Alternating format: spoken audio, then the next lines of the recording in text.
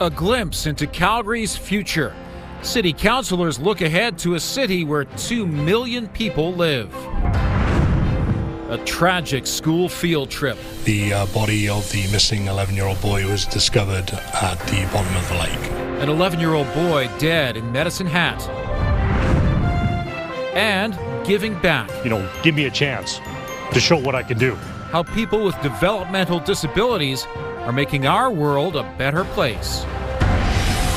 CTV Calgary, local breaking news with Ian White. Good afternoon. Calgary City Council is making plans for a long-term future. The draft Calgary plan is meant to be a guide as the city moves toward 2 million residents. Tim Brook is following that story, and he joins us from City Hall. And Tim, the document could shape a lot.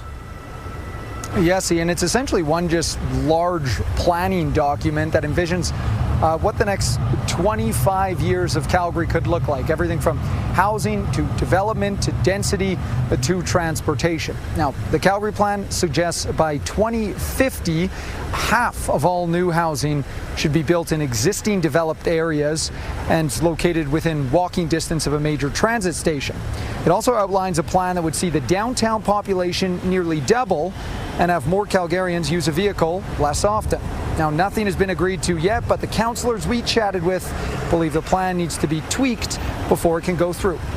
This Calgary plan is the start of a journey that this council started when we repealed blanket rezoning. We have to come with a plan that has our stamp, our council's recommendations, so that when we plan for 30 years, we get to say, hey, we had a choice and a vision with that. About 48,000 Calgarians have already provided public feedback on this plan since 2023. Ian, from here, City Council will have a chance to provide some feedback, and then it'll go back to City Administration for some engagement sessions, and then eventually a public hearing. All right, thanks very much, Tim. With a bit more than 2 weeks until the Calgary Stampede, Cowboys Park downtown is once again facing criticism, this time from the mayor over its deal with the city. In 2024, the city agreed to a 10-year naming and sponsorship agreement with Penny Lane Entertainment, the group that runs Cowboys Music Festival. It kicked off last year to several complaints about noise and access to the skate park. Mayor Farkas says there needs to be more transparency to Calgarians regarding public spaces and the sale to private companies. Farkas adds details of the deal are so highly confidential that even members of his staff are kept in the dark. I believe I'd be betraying the confidentiality of the agreement if I went into the nuts and bolts of what would need it to be changed. So we're a bit between a rock and a hard place. But that said, we want to make sure that we're addressing the community concerns around these types of sponsorships. And again, it's not specifically putting the bullseye on Cowboys. It's about making sure that we govern ourselves properly. CTV News reached out to Penny Lane Entertainment, but so far have received no reply.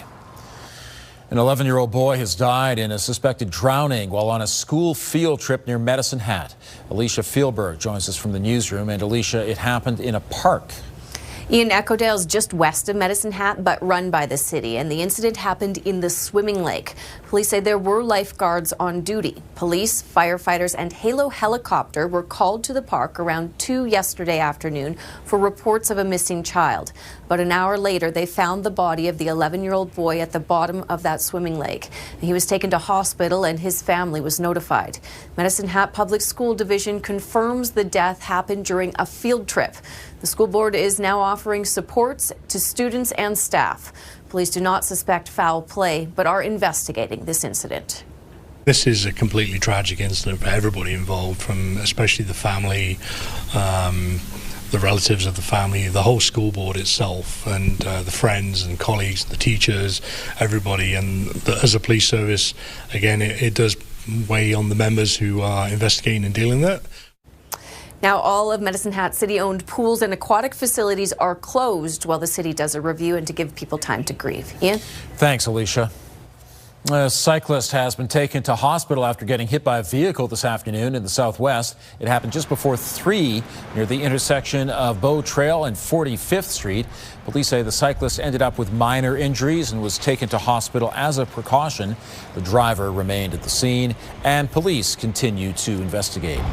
There were some delays on the Red Line this morning after a vehicle hit a C train. The collision happened just after 10 along 14th Avenue past the Sate C train station. Police say nobody on the train or in the SUV was injured. No word yet on what caused the crash. A Central Alberta rodeo has canceled its annual parade over hostility directed towards volunteers. It's related to a controversial float featuring Alberta flags. The Sundre Pro Rodeo and Race Association initially banned the float, then said it made a mistake and invited the organizer back. But because of public backlash amid the flip-flop, the rodeo canceled Saturday's parade altogether. A spokesperson says staff may have been overly cautious with their screening process, thinking it was a pro-Alberta independent stance. That's because in 2022, a political stink erupted after a manure spreader was entered depicting former Prime Minister Justin Trudeau and then NDP leader Jagmeet Singh. The people behind the Alberta float said they were shocked to be denied entry and deny ever being invited back. They say they plan to feature 10 Alberta flags with no political messaging. I'm not sure why putting the provincial flag and no other political statements at all. And in fact, everybody that was riding it was specifically told, don't have independent Alberta, separatist Alberta, anything derogatory towards any federal current or previous leader, T-shirts or jackets or paraphernalia. This is just about respecting our province. The rodeo will still take place in Sundre this weekend.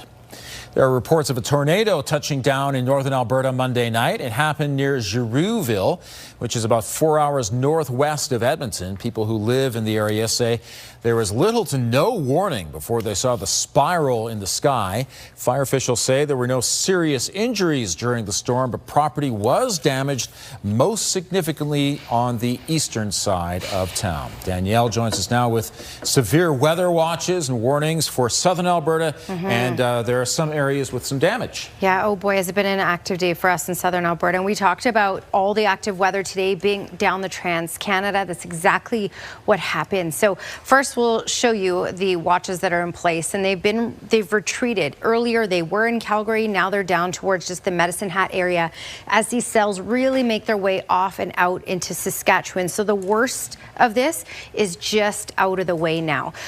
Just to backtrack and show you the radar though, this is what tracked down the Trans-Canada. There were reports of tornadoes around Tilly, Alderson, and Medicine Hat, and ping pong ball size hail. So certainly some damaging weather. I'll show you more on the radar in a little bit, but for now, 14 degrees in Calgary. In Calgary, we have the potential for some thunderstorm activity before this is all fully said and done, but non-severe for us. And then for tomorrow, we're looking at rainfall in the morning hours, 1 to 2 millimeters, then a break in the early afternoon, and then we could have some thunderstorm and shower activity later in the day tomorrow, but again, non-severe. So less intense day tomorrow, only a high of 15. That's your 24-hour forecast, brought to you by Fifth Avenue Volkswagen. Family-owned, community-driven. Discover more at Fifth Avenue Volkswagen. Midnight Thursday is the early bird deadline in the Home Lottery Mountain Edition. You could win the Mercedes G-Wagon early bird prize or take $250,000 cash. Get your tickets before midnight Thursday at CalgaryMountainHomeLottery.com. Thanks, Danielle. A mystery at Lake Minnewanka. Next, getting to the bottom of a sinkhole and the structure it revealed. And a special anniversary for a group that has tidied up and improved many of Alberta's favorite parks.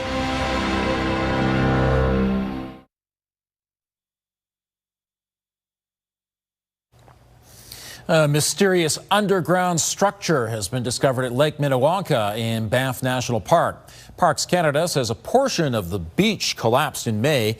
When officials took a closer look at the hole, they realized it was caused by the caving in of a previously unknown underground structure. In 1944, there was a Lake Minnewanka campground in the area, and Parks Canada suspects the building is related to that. Heritage specialists are assessing the site to learn more. The area remains fenced off for safety. And most of the backcountry campsites around Lake Minnewanka remain closed because of bears. Parks Canada says there are hungry black bears in the area. Entering these areas in red could result in a $25,000 fine. For 40 years, adults with developmental disabilities have helped care for Alberta's parks and green spaces. Today, the Venture Society is celebrating that work with a special anniversary west of Calgary. At Buena Ventura Ranch, participants are marking the Venture Society's 40th anniversary by showcasing the work they do year-round.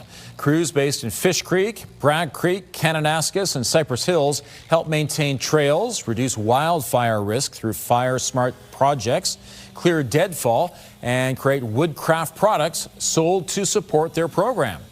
Participants are paid for their work. Ventures say the anniversary is a chance to show off their skills and dispel some of the myths people have about the kind of work those with developmental disabilities can perform.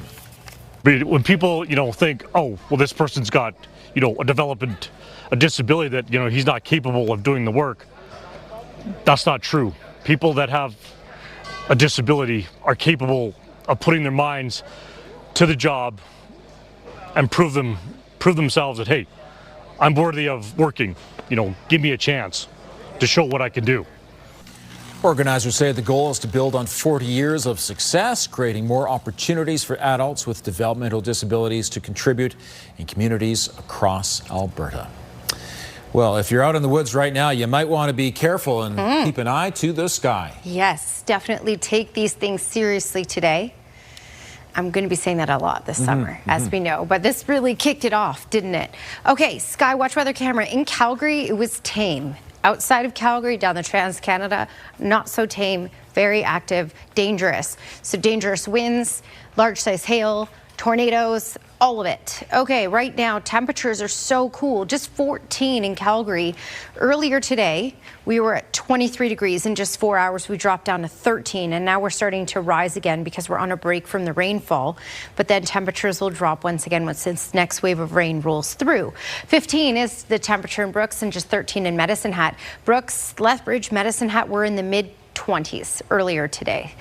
Check out this maximum wind gust for Medicine Hat. That is not a mistake. 122 kilometers per hour. These storms that were blowing through really intensified and created some damaging wind gusts. There's still a severe thunderstorm watch in place for the Medicine Hat area, foremost many berries, but the real active weather is now off into Saskatchewan. So we're done with the worst of it, but it was quite a day for sure. I'm going to show you what it looked like on the radar. This is what it looks like now as it tracks into Saskatchewan, the worst of it anyway. And I want to backtrack. So I backtracked the radar about 6 hours, and I'm going to wait till it reloads. So about 1 in the afternoon, it started to intensify as it moved to the east of Strathmore, and then it really intensified once it got east of Brooks. So just to zoom down here, so Tilly right here, Alderson right here, Medicine Hat, this is where we saw the worst of the weather. This is where we had the larger size hail, the damaging gusts over 100 kilometers per hour, and the reports of tornadoes as well. For Calgary, it was, we had some rainfall, and we certainly had some very gusty times, up to about 80 kilometers per hour, but we're not done with the rain. There's another wave rolling through. We're just, if we get any thunderstorm activity for this evening, it will be non-severe. So we're not looking at the intensity in the city.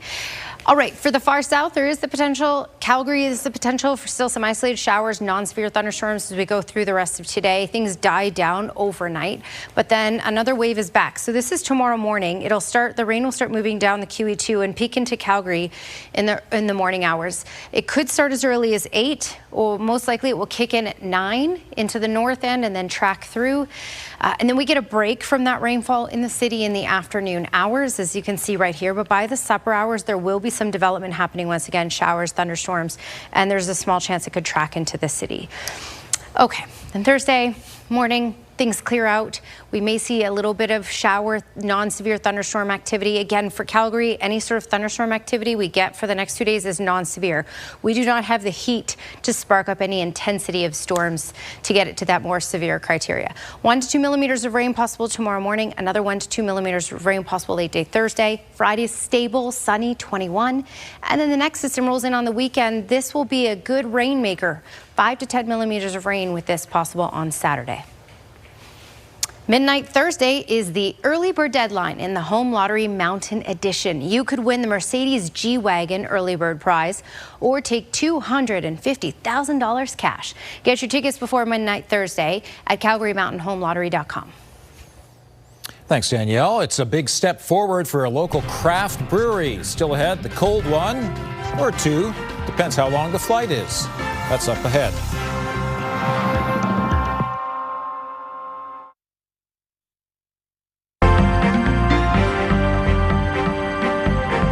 Pizza Hut is sold in a multi-billion-dollar deal. Joining me is Liana Wachniak, investment advisor with the Popowich-Karmali Advisory Group. Liana, when it comes to Pizza Hut, someone's not just buying a slice of it, but the whole business.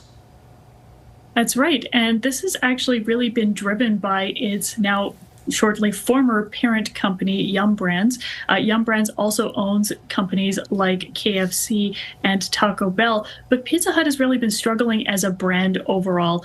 Given the fact there are a lot more delivery options available for food now, it's not just pizza. The pizza market has become a lot more intense in terms of its competition. They also are suffering from things like outdated stores. I know a lot of people have nostalgia around Pizza Hut and their stores and the way that things were built out, but they haven't been updated in a little bit, and so they have been struggling in that market. So Yum Brands has sold them to a couple different companies, one specifically for the Chinese market, and Long Range Capital has acquired the U.S. and international holdings of Pizza Hut for $2.7 billion US.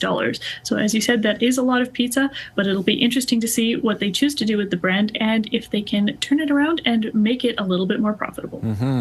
And there's some fascinating data about how much single Canadians are spending on groceries.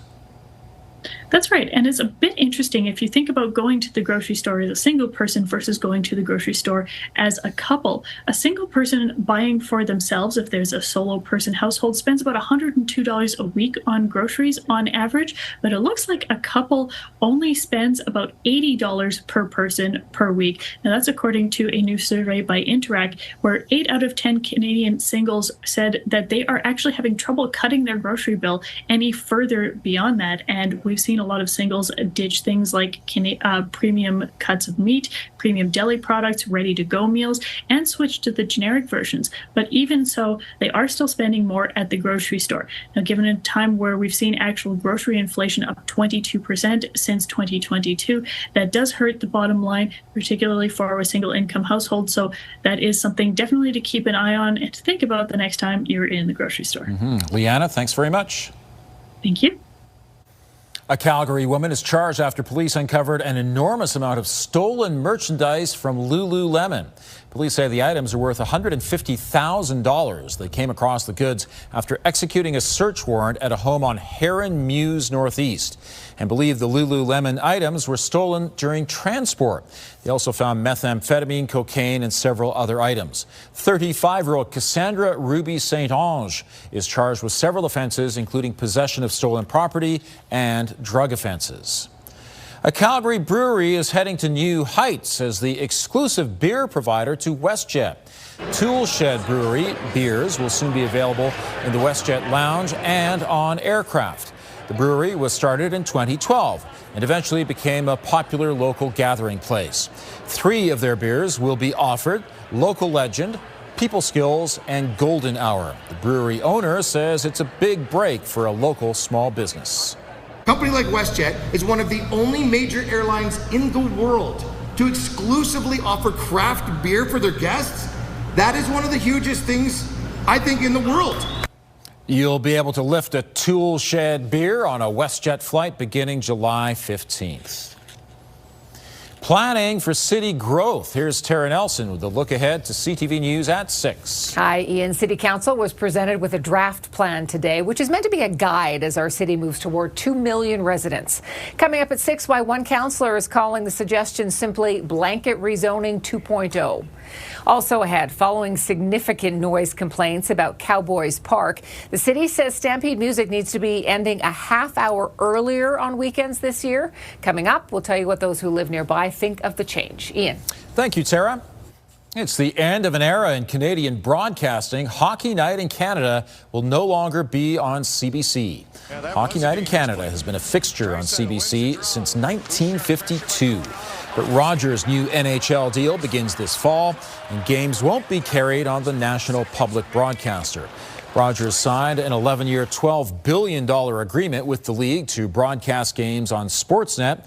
Rogers says Hockey Night in Canada remains one of Canada's top 5 TV programs, reaching an average of 7.5 million Canadians every week.